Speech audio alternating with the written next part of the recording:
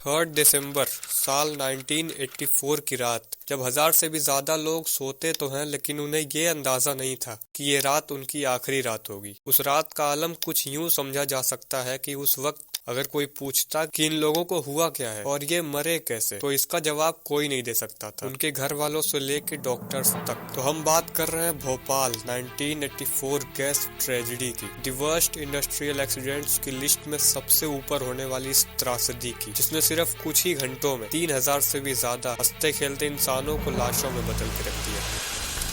The number of dead at around 3,000, but survivors say it's much higher. और ये number और भी ज्यादा हो सकता था अगर भोपाल जंक्शन पे ट्रेन्स को आने से नहीं रोका जाता और रुकी हुई को नहीं हटाया जाता। तो इस भोपाल ट्रेजेडी पे बहुत सी वीडियोस पूरी डिटेल के साथ बन चुकी हैं। शायद इस वीडियो से ज्यादा डिटेल उस वीडियो में होंगी, लेकिन इस वीडियो में आज हम उन हीरोज को जानेंगे जिनका सबसे बड़ा रोल था इस पूरे इंसिडेंट में, सैकड़ों लोगों की जान बचाने से लेकर गवर्नमेंट हॉस्पिटल को खबर पहुंचाने तक।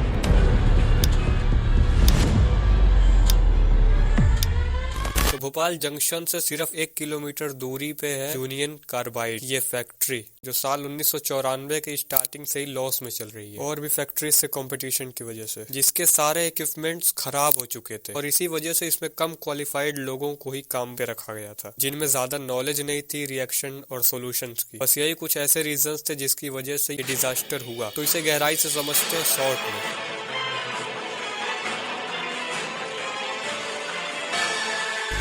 2 दिसंबर की रात के 9:15 हो रहे थे। यूनियन कार्बाइड नाम के फैक्ट्री में वर्कर्स डेली के रूटीन की तरह काम कर रहे थे। इन वर्कर्स को डेली केमिकल पाइप्स को साफ करना होता है, जो कि एक साइड से पानी जाना और दूसरी साइड से निकलना चाहिए। लेकिन उस रात ये पानी अंदर जा तो रहा था लेकिन दूसरी साइड से वापस नहीं आ रहा था। वर्कर्स ने ये खबर सीनियर सुपरवाइजर को बताई, लेकिन उसने इग्नोर कर दिया और ये सारा पानी टैंक E610 में चला गया, जिसमें पहले से ही मिथाइल आइसोसिनेट फिल्ड था। और मिथाइल आइसोसिनेट या MIC और वाटर मिल के एक जहरीली गैस बना देते हैं। और जब तक वर्कर्स को पता चलता कि ये पानी कहाँ जा रहा है, तब तक वाटर और MIC मिल के टैंक का प्रेशर बढ़ा देते हैं और प्रेशर बढ़ने की वजह से उसमें लीकेज हो जाता है, जिससे वर्कर्स की आंखों में जलन शुरू होती है और आंखों में जलन की वजह से इन्हें ये मालूम पड़ता है कि यहाँ लीकेज हो रहा है। इनकी 30 मिनट की देख रेख के बाद एक लीकेज मिलता तो है, लेकिन बहुत छोटा सा, जिसे वर्कर्स और सीनियर टोटली इग्नोर करते हैं और टी ब्रेक के लिए चले जाते हैं। 11:45 तक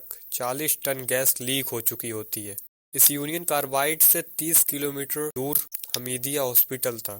12:15 पे पहला आदमी इस हॉस्पिटल में पहुंचता है, जिसकी आंखों में जलन और सांस लेने में दिक्कत, खांसियां होती हैं। और आंखों में जलन और खांसी के साथ धीरे धीरे लोगों की भीड़ बढ़ने लगती है।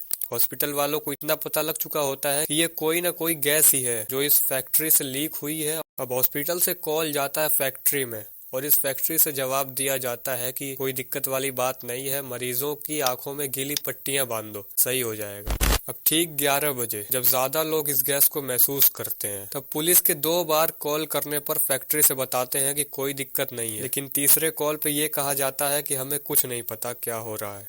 और इस वक्त तक ये जहरीली गैस कई किलोमीटर्स के एरिया तक फैल चुकी थी और इसके सबसे पास और इफेक्टिव एरिया था भोपाल जंक्शन। और स्टेशन सुपरिंटेंडेंट HS भुर्वे और डिप्यूटी स्टेशन सुपरिंटेंडेंट गुलाम दस्तगीर मौजूद थे उस वक्त तक अपनी ड्यूटी पे। तो जैसा कि स्टेशन सिर्फ 1 किलोमीटर पास ही था, तो दस्तगीर जी को कुछ महसूस हुआ सांस लेने में। अब इन्होंने बाहर आकर देखा तो HS भुर्वे जमीन पर पड़े थे। ये उनके पास जाके देखते हैं कि HS भुर्वे की डेड हो चुकी है और भी लोग स्टेशन पर बेहोश पड़े हैं। अब इन्हें कुछ हद तक बातें समझ आ चुकी थी। तुरंत से ये कॉल करते हैं भोपाल जंक्शन पे आने वाली ट्रेन्स को और यहाँ ना आने को कहा। उसी वक्त गोरखपुर से भोपाल की ट्रेन भी आ पहुंचती है। ट्रेन में कुल 300 से भी ज्यादा पैसेंजर्स होते हैं, जिन्हें भी दिक्कत होने लगती है सांस लेने में। अब दस्तगीर वहाँ के सबसे हेड अथॉरिटी थे, तो तुरंत से उस ट्रेन को आगे बढ़ाने को बोलते हैं। अब इन ट्रेन का रूल होता है कि ये चाह के भी आगे या पीछे नहीं कर सकते, क्योंकि ये लेन वाइज होता है सब कुछ पहले से। फिर भी दस्तगीर जी एक लेटर देते हैं कि अगर कुछ भी हादसा होता है तो ये उसकी जिम्मेदारी ले रहे हैं खुद, और ऐसे ट्रेन को आगे निकाल देते हैं।